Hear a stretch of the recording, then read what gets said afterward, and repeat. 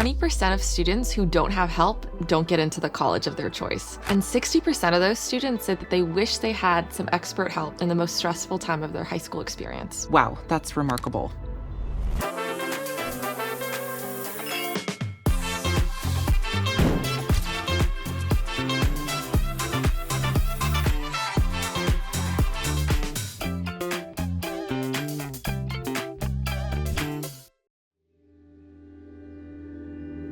Hey guys, welcome back to the studio. We are here today at Glow Talks discussing everything college bound. We're talking to any parent or any teen who is approaching high school, in the later years of high school, and feeling overwhelmed, stressed, or not even knowing where to start when it comes to the college application process. I know a lot of you parents out there are probably like me.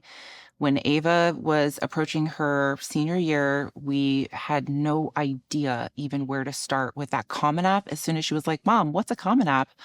I was like, oh my gosh, we need to get in a pro. I have a very special guest today, Melissa Mendizabal from Empowerly, a college admissions counselor and expert knowing all things college application. So thank you for being here. Thank you for having me. I'm really excited to get into this conversation today. Yeah, same. So how I found out about Empowerly was actually through my daughter, and we did use your service last year successfully. I was very pleased as a parent, and I'm sure we're going to get more into it. But I'm just so happy for you to be here because I know I have a lot of viewers and listeners who are in that space where, you know, they've got middle school, high school, several kids, businesses, you know, the whole gamut going on. And it's so important for us to know just a pathway, have some answers and support as a parent to get our kids to, you know, into the colleges that they really desire. So thank you.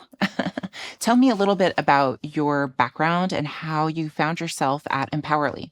So I graduated from Yale University in 2020, and I got my bachelor's of science there, environmental science. And Congrats. Thank you. And then afterwards, I went on to become a teacher with Teach for America. Okay. And I taught for several years middle school science and really loved the work I was doing there. But even during college and then afterwards, I was always really still involved with the college application and admissions process. It was something that I had to navigate by myself when I was applying. And you know, it's something that I've learned a lot of lessons and really enjoyed being a part of that creative process, helping other students and everything. And then I, you know, joined Empowerly and have been a college counselor with them ever since. Okay. Yeah, that's great. And you're located in DC. Yes, I'm based in Washington, DC. But Empowerly works with students all over the country, right? Yes, I think they're based in California, but counselors can be wherever. And you can have students from wherever. So it, you know, I work with students on the West Coast, in the East Coast, and then in the Midwest. So all over. Yeah, Ava's sessions were all online, so it was very easy to work with her counselor and find times that were convenient. So I was very thankful for that. So tell me a little bit about for instance, like you mentioned that the process for you to apply to college was way different than what's currently happening. And I will say that for myself personally, and I'm pretty sure all the parents out there that watch this podcast, it's completely different. Like when Ava was like Common App and logging in and all this stuff. And I was like, wait a minute, is that for one college? And she's like, no, this is how we now apply to all colleges. And I'm thinking, okay, well, that's totally different than when I had set out to go to college. So there's been a lot of changes over time, and it can be overwhelming, I feel like, for those of us who are more dinosaurish when it comes to this thing. So how has it been? Tell me a little bit about, for instance, the age group of the kids that you kind of start with. Is there like a crescendo, or like how does it work when a student kind of comes to your desk and you're now their counselor? What do you typically see come across your desk? Yeah, so I think it depends what age they're, signing up to work with a college counselor. I've worked with sophomores and freshmen before, and at that point, it's really more a mentorship than anything. Okay. We're trying to really help the students really craft who they are, extracurriculars they're involved in, and really lean into, their passions and their interests to really make them really discover what they, want to maybe even pursue in college. Okay. And so it's really helping mentor students at that point. And then it's really around junior year when we're starting to think more about what people will be more familiar with as parts of the college application process. So really crafting resumes, being strategic about extracurriculars, and then eventually, writing your Common App essay and any supplemental essays, and Personal then statement. personal, Is that yes, what it's yeah. So personal statement, Common App essay, college essay. I feel like those words are in some ways interchangeable, but the Common App essay is, the most important essay. It's the one that goes to every college you apply to. Okay. And it's really the one, it's your, best chance to really craft who you are and make a good pitch for who you would be at this college. Okay. Yeah, that's great. Because I was thinking like we kind of came late in the game with Ava. I mean, I shared with you prior to our start of taping that her dad passed away in her junior year, and we were all just grieving and trying to get to school, much less think about, oh my gosh, what's going to happen now with college approaching. So we really did feel like a fish out of water when we finally found Empowerly. But I will say, both Ava and I our stress levels were relieved immediately. Immediately, as soon as we signed up and she got along well with her counselor and she could see like a step-by-step process of how she was going to get through putting her personal statement together, the Common App, even looking through different colleges. Like what do you see most students these days coming in with like, oh, I have these top 5 I want to go to, or do they know? Or like, how do we even go about that process? There's so many colleges to choose from. Yeah, which I think is a great thing. And I always like to point that out. So students, I think, sometimes can be really hyper-focused on the very selective competitive ones. And we really want to just widen students to see that there are so many colleges out there, ones that you might not have heard about, but could be the perfect fit for you. So sometimes I see students come in with, my dream school is, Harvard or Yale. And then some students are like, I actually have no idea. I know I want to be close to home. Some students say, get me away. I want to be far from home. And then we really work backwards from there and trying to make sure that we can find the best fit for them. I mean, I guess it's probably easier or ideally you'd have a student come in at ninth grade or 10th grade and even try to help them understand, for instance, a major or like something they like to do, or how do they know where to go? Yeah. I mean, I always like to tell students a little bit about my experience. And I mean, I entered college thinking I was going to be a chemical engineer. Yeah, right. That was my intended major. And then I switched to environmental engineering, and then I switched to environmental science. And so I really like to point that out to students to say, like, I didn't even have an idea when I was in college. Like, and then you were a teacher. Yes. And then I was a teacher. So many things can switch and change your perspective. And I think it's really important to be open to the different opportunities and sometimes not pigeonhole yourself. If some student says, I really want to be, a doctor, and that's obviously a great thing, but making sure that, maybe you'll take a class in college and you'll decide that you actually want to go on a more, liberal arts path. Yeah. And that's totally fine. And definitely want to make sure you set yourself up for success to explore other things as well. Yeah. Needless to say, teenagers are less likely to take advice from their parents at a certain point, which is something like I want my kids to be more independent and have independent thinking. Like I don't want to tell them what to do, but it gets really stressful. And I loved that Ava had her counselor to kind of go through this process with, and it alleviated some of that pressure and some of the checklist points and just the business transaction part of it.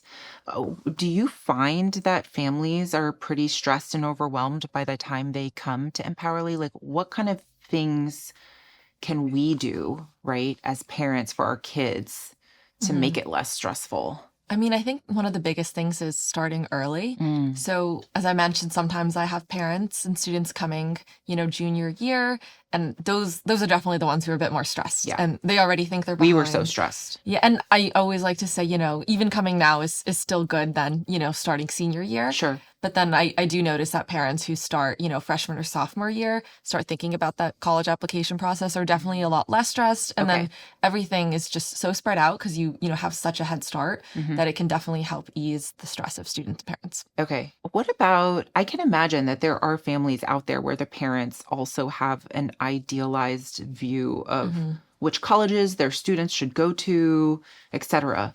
Like, I think it may be, and I'm guessing, helpful for some third party or a counselor like yourself to then look at the list of colleges and even you guys know about and have relationships with a lot of hmm these places that maybe aren't as well known, but just a great place. And maybe the student would feel more comfortable there. Like, how Yeah. do you go through that process with the student? Yeah, so I think, choosing and creating a college list is really important.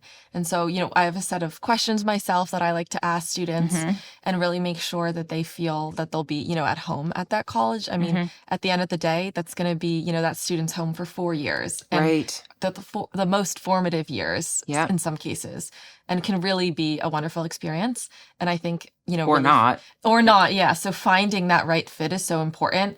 And, going beyond just the prestige or the name of a school Yeah. is really important. I think a lot of people sometimes really harp on that. Okay. And that's not all that matters for really selecting a good college. So, like, what other key things should we be looking for or asking ourselves, even as a parent, of like, is my kid really going to like this college and Mhm. do well there? I mean, the last thing I want is my daughter to be across the country and unhappy, Right. know? Primarily, it's, looking at the academics first, of Sure. course, because Yep. college is primarily for that Yep. and making sure that aligns with, the academics you're interested in looking for. Mhm. But then I think a lot of it is like, what is the community that this college is? Some colleges are more, grad school focused, some are more undergrad focused. Mhm. And those are things that, Or like sports. yeah, or like sports team focus. I mean, when I was in college, I had friends who, I mean, Yale is not known to be a great sports school. And so I had friends who, really didn't mind that because they weren't looking for, they Yeah. weren't into sports as much. They weren't looking for that. Some people really like Greek life, some people don't. Okay. And some people like, a college campus that's very closed off and Mhm. almost like gated, and you can really feel like you can grow with people there versus a college like NYU where, the city is your campus. Yeah. Some people love that, some people hate that. But I think those experiences, really are important to help a student, choose what school they want, to see what kind of environment they want to grow in. And you guys do have a lot of this kind of data in your system already that I'm assuming they'll do a questionnaire like you had mentioned, and then it will pull Yeah. up like some suggestions. Yeah, and we, definitely want to make sure it's, especially if we're working with students who are, almost seniors and we have a really good picture of what their GPA looks like and their test scores, then we could see also colleges that would be, a safety, a target, or a reach school for them to make sure that we have schools in all of those different categories. Okay, yeah, I think that's something good to touch on here too, because like how important is it?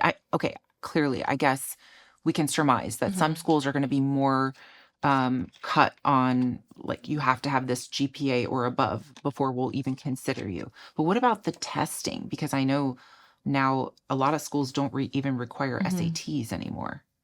Yeah, so Like I think scoring for that. Yeah, test optional. I mean, that wasn't a thing when I was applying. No, me neither. It was, I think, just starting to with certain schools, and now it's definitely spread more. Okay. And what I always tell my students is that, look at what the average, test scores and more quantitative measures, so GPA, SAT, or ACT scores are. Okay. If you are meeting those averages or above that, then you should submit your test scores. But Okay. if you're not, then you probably shouldn't. And I think everyone should, I do recommend my students to try at least taking Okay. the SAT or the ACT to see what they get. Yeah. Some people are afraid of it, but then they just do so well on it. And you Okay. really just don't know until you try. And so many high schools do also, administer the PSAT as just part of, Yep. not even outside of school hours. Mhm. And so that could also just be a good benchmark to see how you would do. Okay. Yeah, that's really good feedback because yeah, you're right. Back in the day, like you had to take an Yeah. SAT, and if you scored poorly, like you could take it twice, Mhm. I think. I don't know what the rules are anymore, but when Ava was like, "Oh no, I don't have to submit any scores for testing for these schools," and I was like, "Wait, what? What just happened here?" So, Yeah. like, I feel like so much has changed, which is great to have, Mhm. a resource and someone to kind of guide us through it. Let's talk a little bit, not just about now GPA test scores. We've got the Common App, which is your personal statement. And I know Ava had help putting together a resume. Mhm. Um, with the resume, there were some extracurriculars or other activities that she was involved in that I think were really important in her acceptance to Pace University. Having other like more leadership Yeah. roles or roles as like the team manager. Mhm. What about students like working in the summers? How does all that fit in? Yeah, so I think my first piece of advice is to just keep yourself busy. And I Mhm. think, it matters. Of course, it's important what you do, but the Sure. most important part is just keep yourself busy. During my summers, I worked at a grocery store. I was a cashier, and I did that every summer to help save up for college. And I think there's a lot of jobs that you might not even realize have strong leadership potential. For example, just being like a waitress or a waiter at a restaurant. Mhm. And with that, you're, operating in a high-paced environment. You're having to perfect your people skills. You're Mhm. probably dealing with stressful situations. Mhm. And a lot of that can show, strong growth. And it's Mhm. definitely something that would be strong on a resume to put to college, or even perhaps could even create a story that you would write about in a supplemental essay or, in any college essay you submit. So, like summer jobs, small jobs, those are helping in the long run, not just Yeah. about scores and that you play a sport. Yeah, I think it all is really just creating a narrative of, Okay. who you are and making sure all your pieces come together. So Mhm. I think I have a lot of students and parents who get really stressed saying, I know somebody who's doing, this fancy internship here. And I know someone who's trying to work in a hospital, Yeah. and they feel like if their, child doesn't do that, then they won't get into college. But even I'm sure volunteer work, Oh, yeah. community work, all of that goes a long way, I Yeah, think. I think people discount volunteer work sometimes, and I Okay. think that's really important because at the end of the day, a college is, a community, and a lot of the extracurriculars and things you'd be doing in college are really about being more involved in that community. So if you Yeah. can show, And supporting right. itself, right? Yeah, so if you can show that you are, committed to community and helping other people, I think that's really helpful for Yeah. yourself. No, I think that I mean, if I were an employer and gonna hire someone, I absolutely want to know that my employee isn't just like all out for themselves Right, and just yeah. as soon as 4 o'clock Yeah. arrives, they're out of there. So I think it's important just even that next step outside of college Hmm. to incorporate some of those community and service-based leadership Oh, yeah, definitely. skills, Hmm. right? So, talk to me a little bit about have you ever come across where the student and the parent are just on totally different wavelengths? And like, how do you deal with that?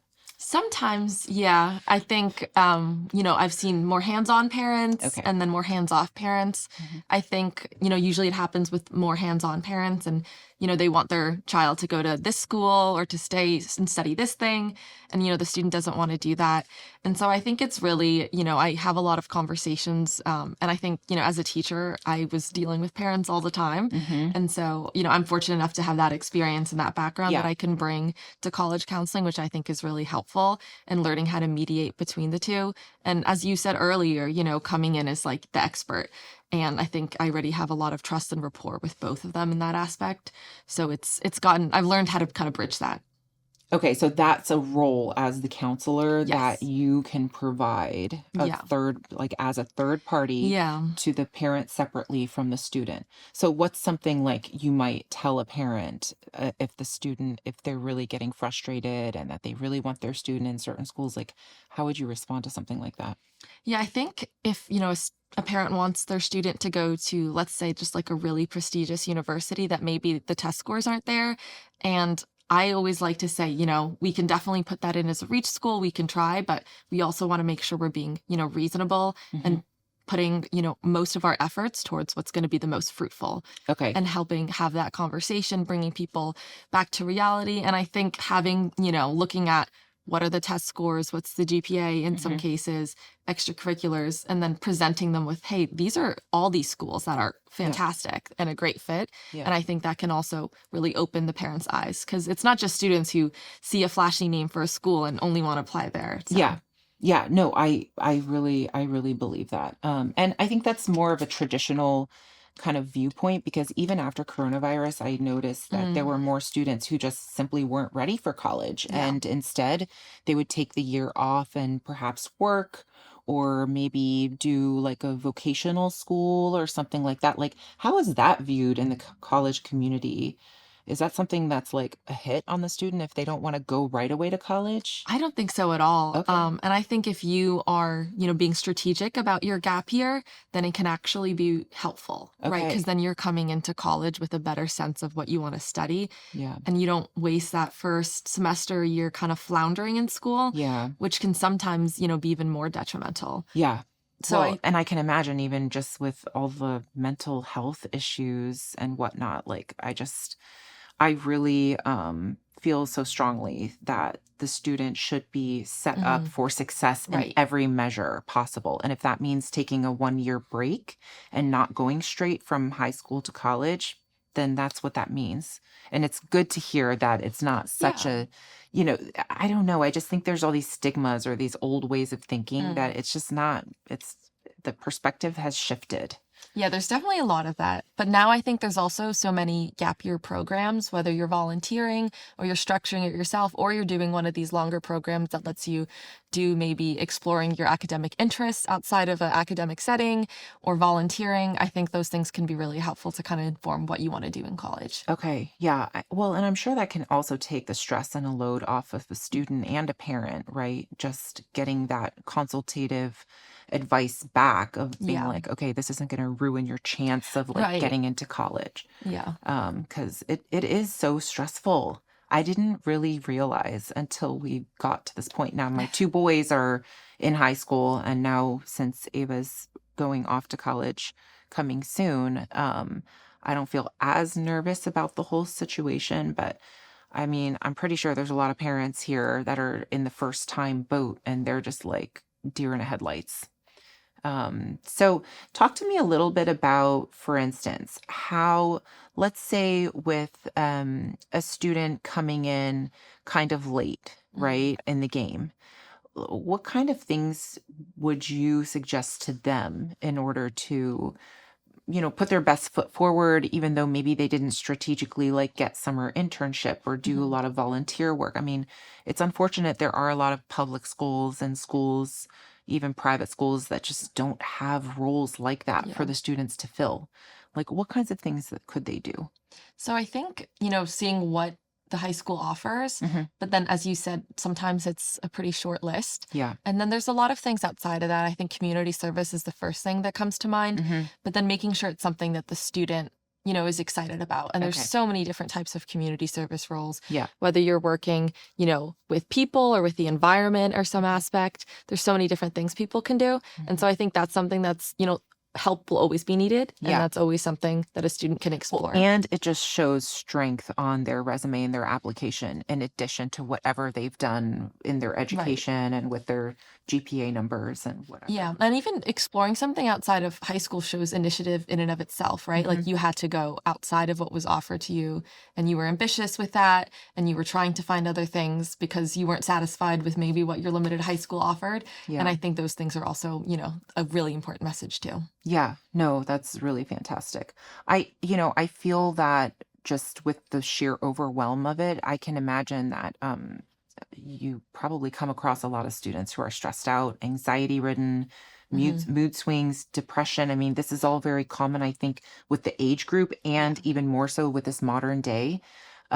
What kind of things would you tell a student if they're, just getting super overwhelmed or flustered, or maybe they don't have an opportunity that their parents can be there to really help them with the process? What kind of things could a student do to kind of empower themselves? Yeah, so great question. I really like to have grounding conversations with students, because I Okay. think sometimes, you jump right into the college application process.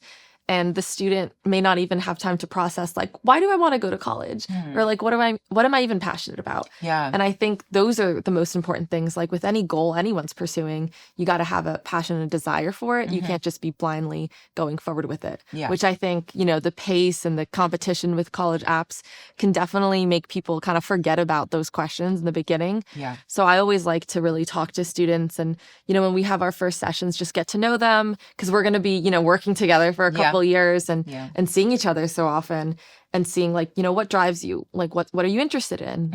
Like, what do you maybe think you want to learn and study in the future? And just learning more about that student's interest. And then I can kind of use that as motivation as we're working towards college apps. And helping them to reduce the stress of everything. Yeah, and I think getting them excited. Like, I always like to portray college apps as like a really creative, exciting process that is something that doesn't have to be stressful. I think everyone, is... And I mean, sometimes it can be if you don't have the right support, but like kind of flipping it and making it seem like this is actually a really exciting opportunity. That with the right help and support, it's going to be a really fun time. And I'll do a lot of the heavy lifting in terms of making sure we're meeting certain milestones and goals. So you don't have to worry about it. And that it's going to be, as stress-free as possible. Well, I loved as the parent that I didn't have to be hovering, and I would get the updates and the emails and like see what the tasks were that Ava had to kind of follow up and do. And I know she wasn't really like super excited about like having to write out her personal statement and all of that. So it was nice to kind of be able to touch base with her along the way, but not feel like I have to pull things out of her. Like I had a very nice and neat email every time that kind of updated me as well. And that also, I think as the parent, just took the pressure off of me of having to constantly, again, like the checklist and are you doing this? And did you stay on top of that? And whatever. Like, I don't want to be the nag when it comes to this, because it does take all the fun and the excitement part out of it. It's kind of crazy, but I guess that's what it is. Yeah. And I think, teens. with the common application, your college essay, I think that's where counselors really help the most, because sometimes students feel a little bit more comfortable opening up to somebody who's not, mom or dad, and having the conversations about like, let's explore what you can write about, because it is such a creative process that it's really helpful to just explore that with someone and talk about like big moments in your life, challenges, difficulties. And, sometimes it's easier to do with someone else who can help probe versus, a parent who sometimes students can be a little bit more hesitant to share some things. It's okay. It's part of the growing process. I'm very happy that Ava's gotten into PACE. We were very happy with Empowerly. I found that part of the process was that there were like different levels that I could use as services, where there was like kind of a starter level, maybe more as a consultative, like when the kids are a little younger. And then as, like you mentioned, getting into the junior year, that there was like another kind of additional level where I could have extra resources, or Ava could have 2 hours a week versus just 1 hour a week. I did like that there were some options there.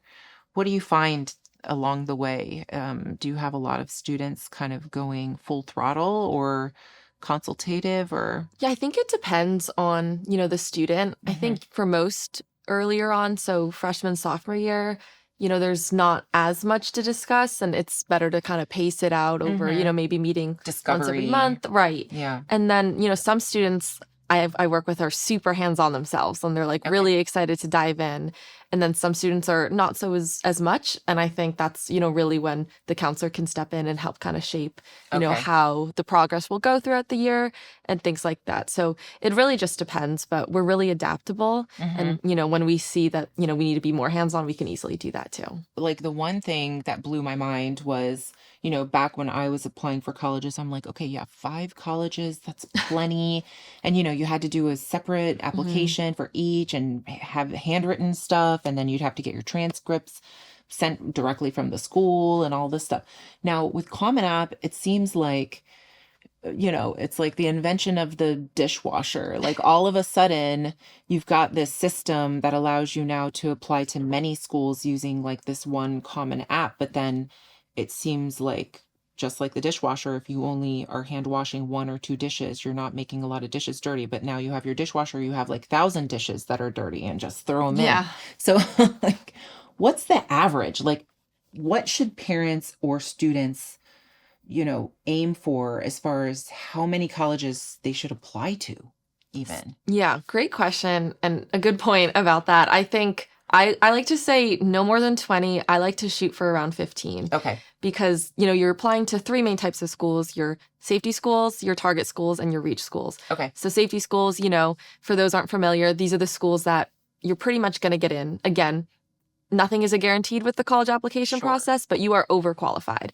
Okay. And there's no real need to apply to like more than 3 or 4 safety schools. Okay. Because if you know you're overqualified, then you can just pick the ones that you can like project yourself and say, I will be happy here. I'm going to love this school and I'd want to go here. And so, limiting those schools, having a good amount of target schools that you are, around average for. And then I think the reach schools are when sometimes you see those numbers jump up and get a little crazy when people think, oh, if I just apply to 15 different reach schools, surely I'll get into one of them. And I think, it's not always the case. It's definitely not the case. That's not how math and stats works. And then, if you are spreading yourself so thin, it's not going to be as strong of an application to those schools. So sometimes it's better to say, you know what, these are the 4 or 3 reach schools or 5 reach schools, and I'm going to make the time to make these really strong. Yeah. Okay. Yeah. Got it. Yeah. So no more than 20. 15 is good. And then, ideally you'd have in my mind, I'd like to have 5 schools that accepted me that I'd be like, I'd have 5 to choose from. Yes. Yeah. And it's always good to have those options and make sure that you're happy with all those options. Because again, and we make sure this doesn't happen, but the worst case scenario would be maybe you're not happy with any of your options. Yeah. Well, that would be a shame, but hopefully after using a helpful service like Empowerly, that they wouldn't be left with that. Yeah, definitely. We put a lot of safeguards in place to make sure that doesn't happen. Yeah. No, that's amazing. Kind of coming back full circle and, talking with the parents and the students and just talking about how overwhelming this can be. I know I personally, and Ava even, experienced a little bit of burnout in the process of this. What kind of tips would you give parents, students to go through this, but hopefully not get into that burnout phase? Yeah. So, I'm a big backwards planner with things. Okay. And I love having, spreadsheets, plans for everything, checklists. And I think, laying everything out. Yeah. When we first start working with a student, having a master plan of saying, these are our long-term goals, things that we want to accomplish at the end of every semester, every month, and really spacing them out to make sure, we're not doing a bunch of things all at once. Okay. Yeah. And really focusing on just one thing at a time. So, there's so many parts to the college application process, so it can seem very overwhelming, which then creates burnout. Yeah. But if you really just focus on, one piece at a time, then I think it really helps flow. Yeah. And helps also students focus on that one aspect and they do better with that one aspect and can just progress through it and show them how they're moving through that progress. Yeah. And then sometimes, especially if you're starting early, there's definitely time for a little bit of a break here and there. So definitely starting early, finding a consultative company, right? To help if you don't have resources in your school. That alleviated a lot of stress for me right away. I know there's a lot of stuff online. Are there any websites that you would otherwise recommend to a student or a parent who's just kind of getting started and exploring? Yeah, I think a lot of these college consultancies like Empowerly, we have a lot of free tools and resources online. Okay. And newsletters that you can sign up for. And then you can explore, this is the kind of, support and resources you can see, interact with. And I think it's also really helpful to dip your toes in a little bit. And then you can see if you, want to have a full counselor support. Okay. Yeah. Good. Awesome. Well, listen, thank you so much for all of this helpful information. I personally am just so excited to share that we had such a great experience. And I know there's a lot of families that would also benefit from having Empowerly in their lives. So thank you so much for being here and sharing your expertise with our viewers. Now, season 2, we have our fun ping pong game. So thank you for agreeing to participate. This is a nice way that we can learn a little bit more about you. Personally. Exciting. So, okay, let's get started. what is your go-to comfort food when working late on essays or student Common Apps? I really like, I think any like Asian noodles of sorts. Like I'm a big takeout person for that. Ramen. Yeah, like pad thai especially, and like I can't make that myself, so I'll definitely Uber Eats, DoorDash that. Oh yeah, I love me some pad thai. What's one word that describes your high school self? Oh, I was very like academically driven. That sounds like a boring thing, but I was like the biggest, I guess nerdy. I was the biggest nerd, and I really did just love learning. And I still love sharing that with, students I work with today. So yeah, that's awesome. And no shame in being a nerd. I was a total nerd too. Little did everybody know. Okay, if you weren't a college counselor, what would you be doing today? I'd probably be teaching again. Okay, all right, I love that. Yeah, teaching is a very nice way, I think, to also give back to our community. Yeah. And I just love working with kids, so I'm glad that I still get to do that. They need people like you, so that's for sure. What about, do you have any motivational quotes in your arsenal for students? Well, this quote I found when I was in high school, and it's stuck with me ever since. It's a well-read woman is a dangerous creature. Ooh, I'm gonna have to put that up on my mirror. I like it. And okay, this one's a fun one. A dream vacation that you haven't yet taken. What would that be? Oh, I have so many. Probably a safari in South Africa. Okay. I would love to be, in nature and then actually interacting with some animals, doing some hiking there. So that would be definitely top of the list. That's awesome. Yeah, I think that is definitely a bucket list vacation. So good for you. Well, it's been a pleasure getting to know you a little bit more, Melissa, and thank you so much for sharing. Thank you for having me on here. Yeah, of course, about Empowerly. And if you guys are interested, where can my viewers find the information on Empowerly? Well, you can, I guess, visit the website and you could schedule a free consultation call with a college counselor. Okay. And I think what's great about that is a lot of it's like a personality fit. So you can meet with, different counselors, see what, your child feels most comfortable with, and then make sure you're paired with the person who's going to be the right fit. Because again, you're working with someone for, a couple years. So it's going to be a relationship building aspect. And I think that's what's great. You can really try to find that person who's a good fit. No, I remember doing that free consult, the call, and it really was helpful. And that there were so many counselors out there that could be a good match for your kid. So that was actually really helpful. So guys, check it out, empowerly.com. You can sign up there for your free consultation. And if you guys have any questions, please reach out to me personally. Thank you so much again. Thank you. And we will see you guys in the next episode. Make sure to like, share, subscribe, share this episode with any parent out there who might need some of this, extra help in the college application process. We're on YouTube, Apple Podcasts, and Spotify. I'm very thankful to have you all as my viewers, and I hope to keep the good content coming along. So thanks again for watching, and see you later.